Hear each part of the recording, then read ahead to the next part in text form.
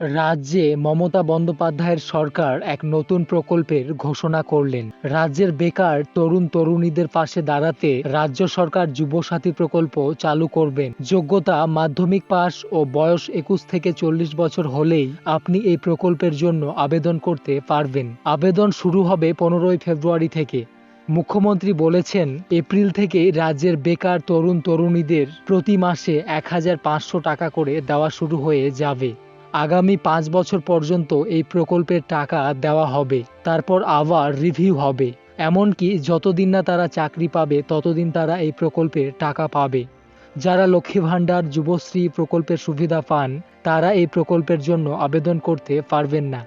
তবে যদি আপনি পড়াশোনার জন্য কোনো স্কলারশিপ পান, তাহলেও এই যুবসাথী প্রকল্পের জন্য আবেদন করতে পারবেন। ভিডিওটি বন্ধুদের কাছে শেয়ার করে তাদের জানার সুযোগ করে দিন। আর চ্যানেলটি সাবস্ক্রাইব করে সঙ্গে থাকুন।